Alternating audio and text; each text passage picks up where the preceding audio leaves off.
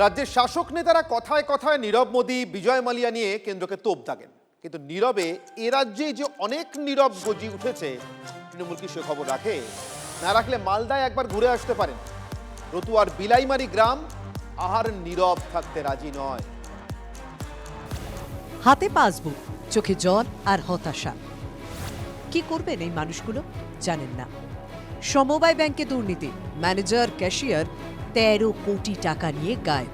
4 লাখ টাকা জমা আর পয়সা দিচ্ছে না, আমাকে মনেই লাগেছে না, ভাগিয়ে দিচ্ছে একদম।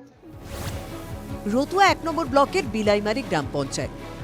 স্থানীয় মানুষের ভরসা শাহানগর সমবায় কৃষি উন্নয়ন সমিতি, কিন্তু ক্ষমতার আস্ফালনে সব ভরসা শেষ।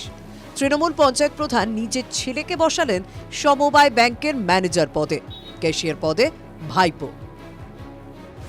সমবায় যেন হয়ে গেল পারিবারিক সম্পত্তি। অভিযোগ, পঞ্চায়েত প্রধানের ছেলে ভাইপো মিলে সমবায় 13 কোটি টাকা নিয়ে গায়েব। 10.5 লাখ টাকা জমা করেছি, এখনো টাকা পাওয়া যায়নি। ঢুকতে পারি না, ভিড়ের উপরে ভিড়, পুলিশ মারে। টাকা এরাই সব জব্দ করেছে। এই যে প্রধান, ম্যানেজার, ক্যাশিয়ার। পঞ্চায়েত প্রধানের স্বামীও এলাকার দাপুটে তৃণমূল নেতা।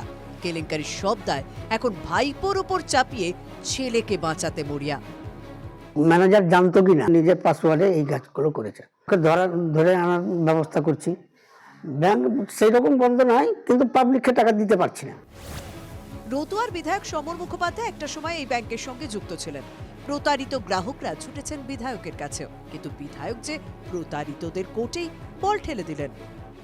কোনো একটা অদৃশ্য কারণে ওই শাহানগর সমবায় সমিতিতে কেন টাকা রাখলো আমি বুঝতে পারলাম। আমি প্রশাসনকে বলবো, জেলা সমাহর্তাকে, এটার একটা ব্যবস্থা করা। গরিব মানুষগুলো মরে গেল। বিধায়কবাবুর যুক্তিটা অদ্ভুত নয় কি? সমবায় ব্যাংক গ্রাম বাংলার অর্থনীতির একটা বড় অংশ। সমবায়কে মানুষ কেন অবিশ্বাস করবে? বিশ্বাস ভাঙার কাজটা যে তার দলের কয়েকজন করেছে, এই সত্যিটা বলতে সমস্যা কোথায়? বিধায়ক কি সমবায় ব্যাংক ও বেআইনি চিটফান্ডকে এক সারিতে নিয়ে এলেন? আবার প্রমাণিত হলো তৃণমূল মানে চোর, তৃণমূল মানে চিটিংবাজ। গরিব মানুষের টাকা তারা লুণ্ঠন করে। রাজনীতি ফ্রন্টফুটে ব্যাট চালাচ্ছে, কিন্তু এই মানুষগুলোর কি হবে? তাদের টাকার কি হবে? প্রশাসন কেন নাকে তেল দিয়ে ঘুমোচ্ছে? মালদার শাসক নেতারা কথায় কথায় হুঙ্কার ছাড়েন। এক্ষেত্রে অবশ্য হুঙ্কার দূরের কথা, মৃদু আওয়াজও নেই। নেতা হওয়া কি শুধুই নিজেদের আসন বাঁচানোর জন্য? ভোটের আগে এই মানুষগুলো হিসেব চাইলে উত্তর দিতে পারবেন?